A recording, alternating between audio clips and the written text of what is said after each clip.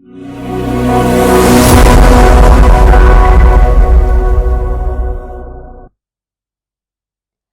वालेकुम dear students, कैसे हैं आप सब? My name is Anam Rabbani and I am your teacher of social studies for class 4। बच्चों, हम पढ़ रहे थे chapter number 4 about the western highlands. तो चलिए आज आगे पढ़ते हैं। तो बच्चों, आज हमने पढ़ना है about the Kohistan, Swat and Dir ranges. To the south of the Hindu Kush there are a number of ranges which cross Chitral, Swat and Dir. तो अब वो आपको बता रहा है कि to the south of the Hindu Kush, यानी कि in the southern part of the Hindu Kush there are a number of ranges, यानी कि बहुत से पहाड़ी सिलसिले हैं which cross चित्राल, जो कि क्रॉस करते हैं चित्राल को, सवात को और दीर को। There are rivers here on which dams have been built to irrigate the valleys and also to generate electricity।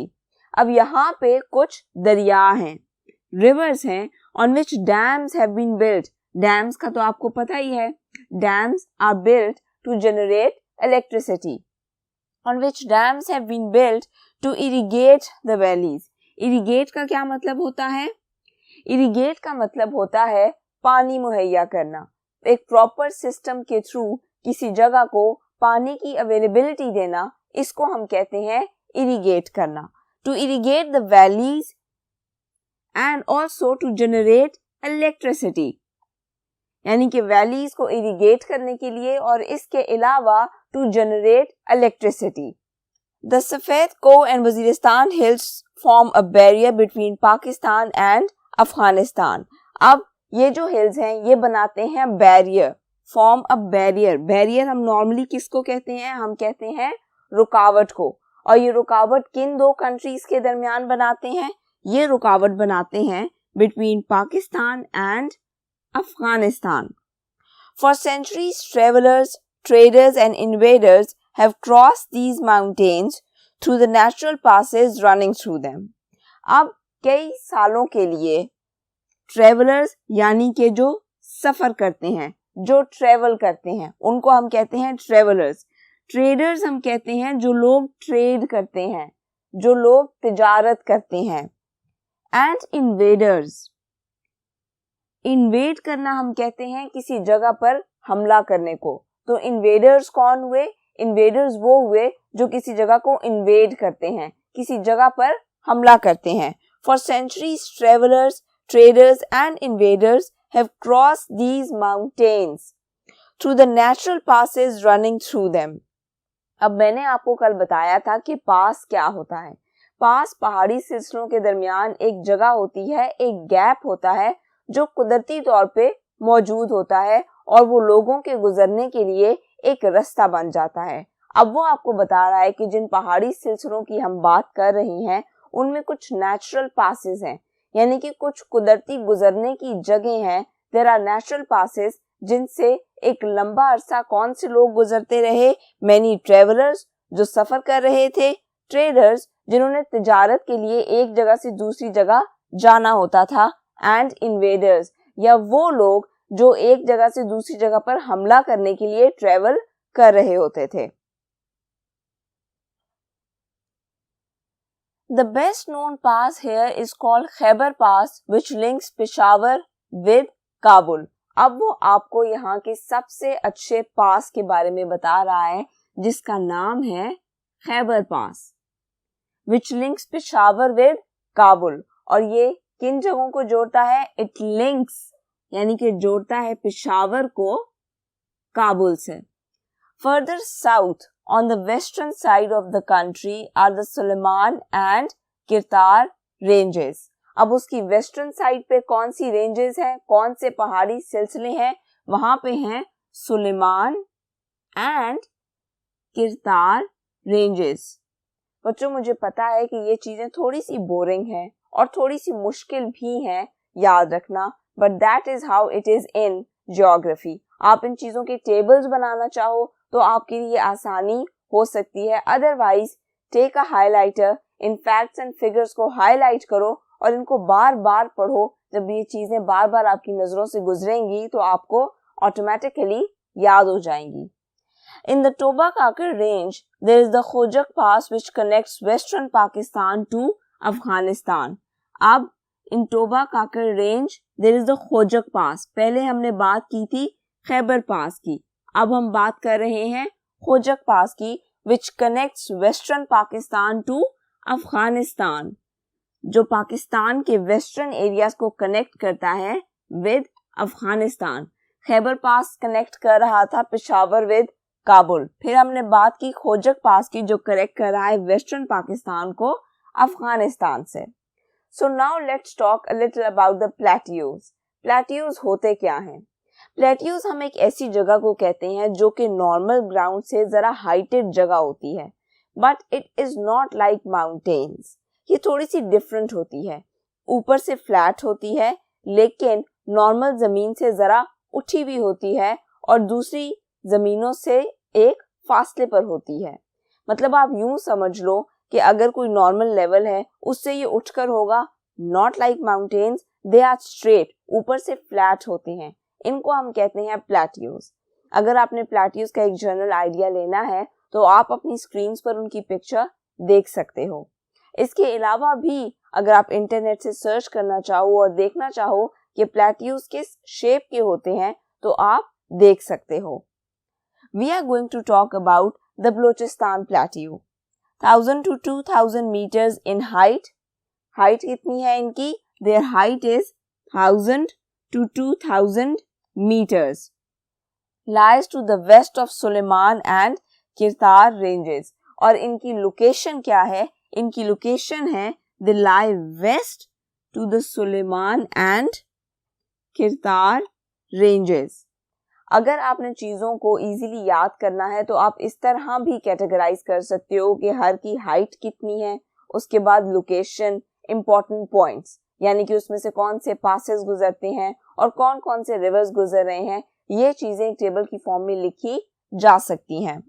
It is made up of many smaller ranges.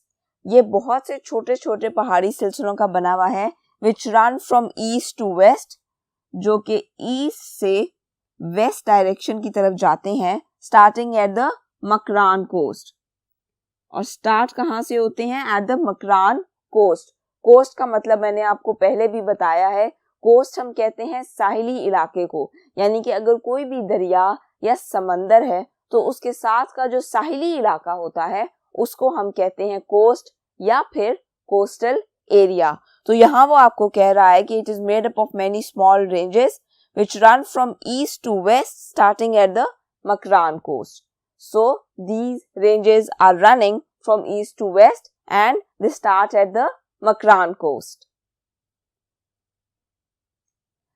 To the west lies a sandy plain where the rivers run into lakes called Hamoon. अब वो आपको बता रहा है कि जो western direction है उसमें there are sandy plains. Sandy हम कहते हैं जहां पे बहुत ज्यादा रेत मौजूद हो. प्लेन मैंने आपको पहले भी बताया एक स्ट्रेट एरिया होता है. So there are sandy plains where the rivers run into lakes called Hamun. तो हम इस जगह को क्या कह रहे हैं? जहां पे सैंडी प्लेन्स हैं, जहां पे rivers are running into lakes, हम इसको कह रहे हैं Hamun. The biggest lake is called Hamune Mashkel. और यहाँ का जो सबसे बड़ा लेक है उसका नाम क्या है? उसका नाम है हामूने मशकल.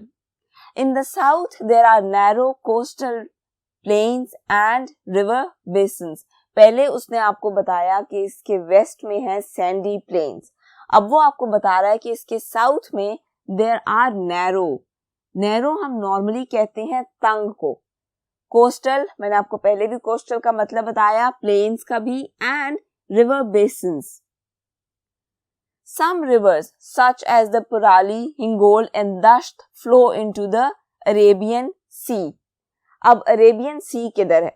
आपने पाकिस्तान का मैप अभी तक कई बार देखा है तो आपने देखा होगा कि पाकिस्तान के साउथ में there is a sea that is called Arabian Sea. So some rivers such as the Purali, Hingol and Dasht. तो कुछ दरिया जिनमें से 3 के नाम उसने यहाँ पर दिए हैं, Porali, Hingol and Dasht. They flow into the Arabian Sea. ये कहाँ जाकर गिरते हैं? ये जाकर गिरते हैं पाकिस्तान के साउथ में, यानी के अरेबियन सी में। अब हम बात कर लेते हैं पोटोहार प्लेट्यू की। Lies between Jhelum and Indus reverse. तो इसकी लोकेशन क्या हुई? इट लाइज बिटवीन जेहलम के दरमियान एंड इंडस रिवर्स, और इंडस के दरियाओं के दरमियान, at a height of 300 to 600 meters. और इसकी हाइट कितनी है? इसकी हाइट है 300 to 600 मीटर्स। तो लोकेशन क्या हुई? Lies between Jhelum and Indus reverse. What is the height? Height is 300 to 600 meters. There are some beautiful lakes and the land contains many minerals. अब वो आपको इस लैंड की खसूसियात बता रहा है कि यहाँ पे कुछ ब्यूटीफुल लेक्स हैं, बहुत खूबसूरत नदियाँ हैं और रिवर्स हैं, and the land contains many minerals, और इस लैंड में बहुत सी मादनियात हैं, मिनरल्स हैं। किसी भी जगह पर अगर मिनरल ज्यादा है तो उस जगह की वैल्यू ऑटोमेटिकली ज्यादा हो जाती है, उस जमीन की वैल्यू ऑटोमेटिकली ज्यादा हो जाती है, क्योंकि मिनरल्स किसी भी जमीन के लिए या किसी भी कंट्री के लिए बहुत फायदेमंद होते हैं। आप उनको एक्सपोर्ट भी कर सकते हो, यानी कि वो दूसरे मुल्कों में भी भेजे जाते हैं। और एक्सपोर्ट करने का फायदा ये होता है, आपके अपने मुल्क की जो इकोनॉमी है वो स्ट्रांग हो जाती है, यानी कि आपके अपने मुल्क की जो माशी हालत है वो बेहतर हो जाती है। इसके अलावा मिनरल्स हमारी अपनी भी बहुत सी इंडस्ट्रीज में यूज होते हैं, बहुत सी केमिकल इंडस्ट्रीज में यूज होते हैं। तो अगर आपके मुल्क में मिनरल्स हैं तो इसका मतलब है you are lucky to have minerals in your country. Islamabad our capital city. Islamabad आपको पता है हमारी मुल्क का कैपिटल है, दारुल हुकूमत है, has been built to the north of this plateau। हम पोटोहार प्लेट्यू की बात कर रहे हैं तो वो आपको बता रहा है कि इस्लामाबाद जो कि हमारी कंट्री का कैपिटल है, has been built to the north of this plateau। वो इस प्लेट्यू की कौन सी डायरेक्शन में है? It is in the north of this plateau, यानी कि इसकी अपर डायरेक्शन में। तो बच्चों यहाँ पे हमारा ये लेक्चर खत्म होता है। अगले लेक्चर में हम बात करेंगे इंडस रिवर और उसके प्लेन्स के बारे में। तब तक अपना बहुत सा ख्याल रखिएगा। अल्लाह हाफिज।